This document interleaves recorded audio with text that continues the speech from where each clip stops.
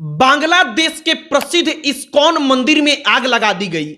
हिंदू महिलाओं को उठाया जा रहा, हिंदुओं को पीटा जा रहा और ये अलग अलग मीडिया रिपोर्ट्स बांग्लादेश के अलग अलग जिलों से अलग अलग कोनों से निकलकर सामने आ रहा है। बांग्लादेश में हिंदुओं के ऊपर सबसे बड़ा खतरा है, ये हर रिपोर्ट में कहा जा रहा है। और सबसे बड़ी विडंबना देखिए कि अब जिन लोगों को इस बात पर विश्वास हो जाता है कि इंडियन आर्मी जम्मू कश्मीर में वहां के लड़कों पर, वहां के लड़कियों पर जुल्म करती है, उनको विश्वास नहीं हो रहा है कि बांग्लादेश में हिंदुओं को वहां के जो लड़के हैं वो धर्म के नाम पर प्रताड़ित कर रहे हैं। शेख हसीना जब तक सत्ता में थी तो वो भारत का पक्ष लेती थी और भारत का पक्ष लेने का कारण था कि शेख हसीना को बचाने में भारत की अहम भूमिका रही है।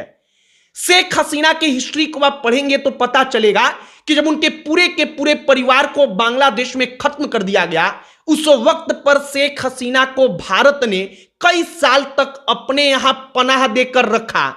बांग्लादेश में जब उनकी वापसी हुई तब भी भारत उनके साथ रहा, लेकिन शेख हसीना के वहां से भागने के बाद अब कट्टरपंथी हिंदुओं को निशाना बना रहे। वहां पर भारत विरोधी सेंटीमेंट्स इस वक्त पर हावी है और यह पूरा का पूरा प्रचार वहां पर एक प्रकार से फैलाया गया है। और इसी की आड़ में जो हिंदू वहां पर रहता है, जो हिंदू लड़कियां महिलाएं हैं, उनको टारगेट किया जा रहा है। अब सबसे बड़ी बात यहां पर आती है कि आखिरकार उन हिंदुओं के लिए कौन देश बोलेगा। कहीं मुसलमानों पर अन्याय होता है तब तो कई सारे देश खड़े होते हैं, लेकिन हिंदुओं के बारे में बोलने के लिए कौन सबसे आगे आएगा। इस वीडियो में इसी पर बातचीत करेंगे, चर्चा करेंगे, लेकिन उससे पहले हमारा नमस्कार स्वीकार करिए। हमारा नाम मोहित कुमार सिंह है और शेख हसीना भारत के साथ और भारत के जो प्रधानमंत्री थे नरेंद्र मोदी, उनके साथ उनका रिश्ता कैसे बांग्लादेश के हिंदुओं के लिए एक प्रकार से सबसे बड़ा आसरा था, आप इसे समझिए। शेख हसीना का भारत के साथ बेहद गहरा संबंध रहा है। शेख हसीना के पिता, जिन्होंने पाकिस्तान से बांग्लादेश को अलग कराने में एक आंदोलन खड़ा किया, महत्वपूर्ण भूमिका निभाई, उनको परिवार समेत खत्म कर दिया गया। उस परिवार से सिर्फ शेख हसीना और शेख हसीना की बहन जो थी वो बच पाई और उस वक्त पर दोनों लोग बांग्लादेश में नहीं थे, इसीलिए बच गए।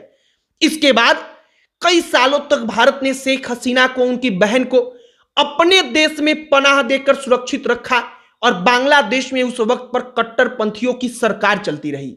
जब शेख हसीना वापस गई, शेख हसीना ने अपना राजनीति फिर से शुरू किया, वो सत्ता में आई, तो शेख हसीना को पता था कि कट्टरपंथ और उदारवाद चेहरे में क्या अंतर है, देश कैसे विकसित हो सकता है। लेकिन शेख हसीना को नापसंद करने वालों की तादाद आर्म्ड फोर्सेस से लेकर जो कट्टरपंथी वाले समूह थे उनमें बढ़ती चली गई। कहा जाता है कि शेख हसीना के प्रधानमंत्री आवास में जब जनता घुस रही थी तो सेना उनको रोकने नहीं गई, सेना ने रोका ही नहीं, मतलब सेना वही चाहती थी।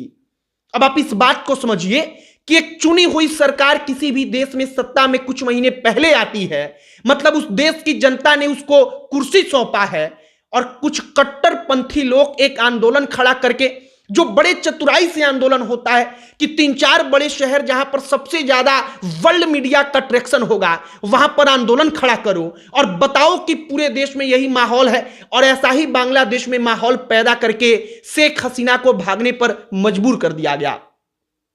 इस्कॉन मंदिर जो लाखों लोगों को भोजन कराता था, जिसमें मुसलमान थे, अधिक मुसलमान थे, अगर 1 लाख इंसान उस मंदिर से भोजन करता था तो उसमें 90,000 से ज्यादा मुसलमान भिखारी थे। आखिरकार उस इस्कॉन मंदिर को जला दिया गया, तोड़ा जा रहा है। हिंदू बस्तियों को टारगेट किया जा रहा है। 20 से ज्यादा जिलों में अब तक जो हिंदुओं का इलाका है उन जिलों में उसको टारगेट किया जा रहा है। कई हिंदू नेताओं को खत्म किया जा चुका है और बांग्लादेश से अब अनुमान लगाया जा रहा है, कई सारे नेता इसके बारे में बोल चुके हैं। पश्चिम बंगाल में शुवेंदु अधिकारी बोल चुके हैं कि कई लाख हिंदू अब दौड़ते भागते भारत की तरफ पलायन करेंगे। उनका मजबूरी है कि अगर अपनी बेटियों को बचाना है, अपनी बीवियों को बचाना है, अपना जीवन बचाना है, तो हम बांग्लादेश से अपना सारा का सारा कारोबार, संपत्ति छोड़कर भागें। हिंदुओं की जो दुकानें हैं उसमें घुसकर उनके सामानों को लूटा जा रहा है, घरों में घुसकर लड़कियों को उठा लिया जा रहा है, घरों में घुसकर हिंदुओं की बेशकीमती जो सामानें हैं, जेवर हैं, उनको लूटा जा रहा है। और ये सारे के सारे रिपोर्ट्स बांग्लादेश के अलग अलग मीडिया के हवाले से निकलकर सामने आ रही है। कई सारे मीडिया रिपोर्ट्स को हमने अपने स्क्रीन पर दिखाया भी है। बाकी अब बांग्लादेश में शेख हसीना के जाने से जो भारत के लोग खुश हैं, उनके खुशी का कारण आप समझिए। वो इसलिए खुश हैं क्योंकि बांग्लादेश में कट्टरपंथी जो है वो शासन चलाएगा, और वो जानते हैं कि उनको देश से मतलब नहीं, उनको इस्लाम से मतलब है। कट्टरपंथी सत्ता में होगा तो इस्लाम हावी होगा, और इसीलिए वे खुश हैं। फिलहाल बांग्लादेश में हिंदुओं की स्थिति जो है वो सबसे ज्यादा चिंताजनक है कि आखिरकार वो क्या करेंगे।